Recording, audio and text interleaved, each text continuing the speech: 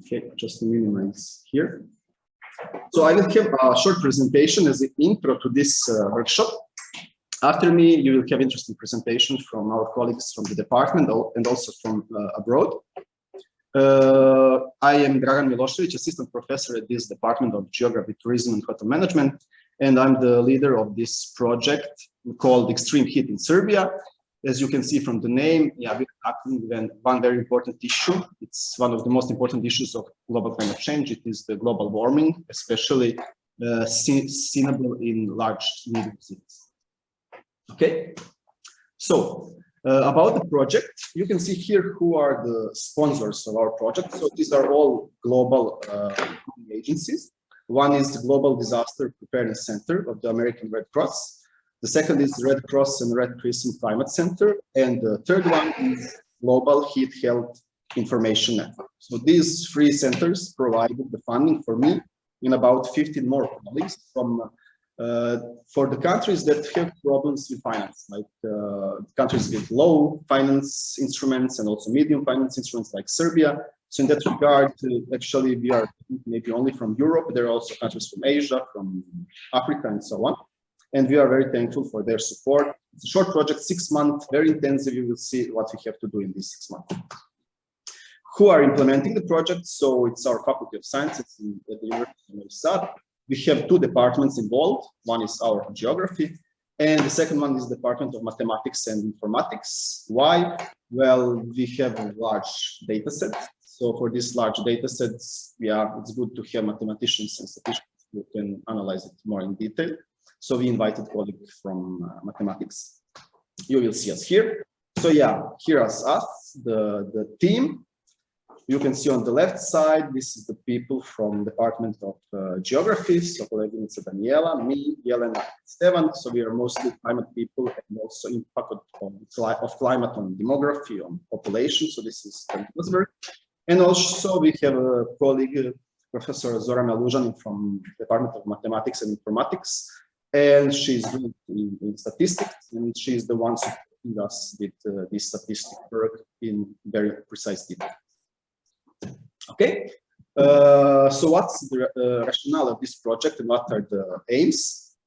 Of course, Serbia is not exception of increasing temperatures during the summers. So we have very hot summers in the past 20 years. And it's noticed through our previous work that due to this extreme heat, there is increased heat-related mortality and hospitalization. So yeah, heat is a silent killer and heat can kill you.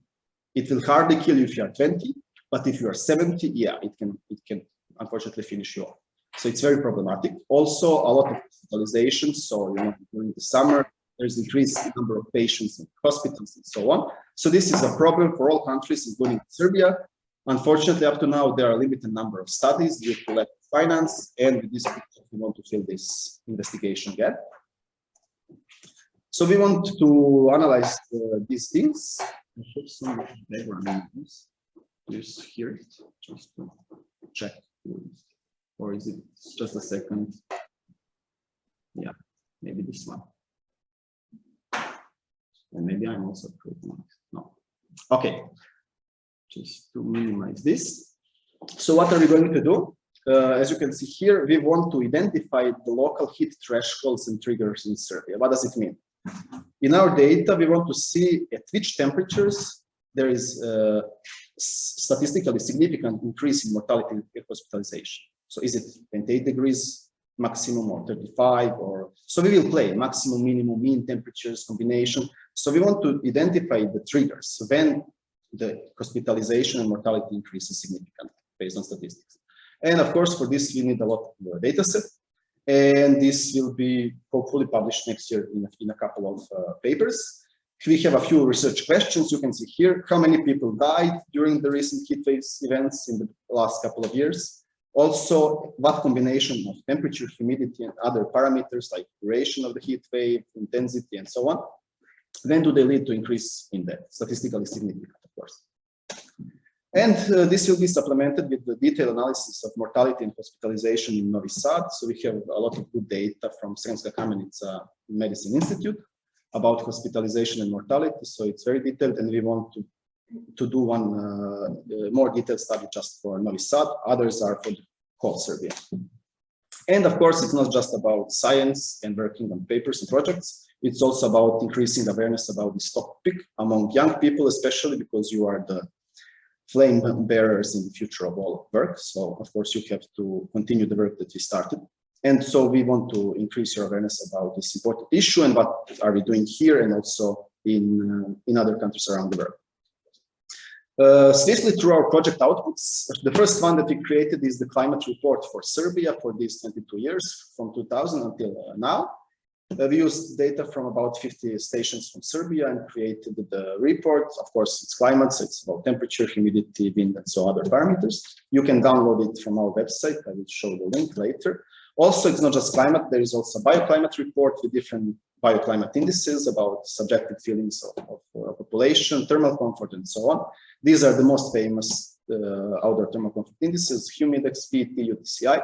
Also, it was based on the climate data. So based on this, in software, we calculated bioclimate indices. Today, you are part of our output from the project. It's a workshop for stakeholders and for citizens and for students with about 4 to 6 presentations. So we selected 4, it's not 6, which is also good. We have time for a break later. And this is, of course, the invitation letter that you received. The next thing that we wanted to do is a short leaflet. So I gave you also this. It's also on our website in PDF about the extreme heat project in Serbia, who is funding, who is implementing, what are the outputs, and so on. Of course, everything has to be online.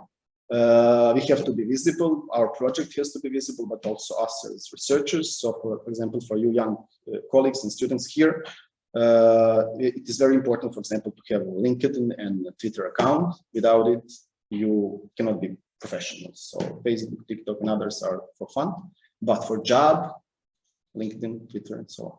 So I highly recommend to create it. And at the end, I want to show who is leading the way today. So we have 4 presenters, 4 presentations, short ones. And I'm very happy that they are all ladies, and they really rock in science. We have Jelena here, Daniela, also Anna and Manavi from abroad.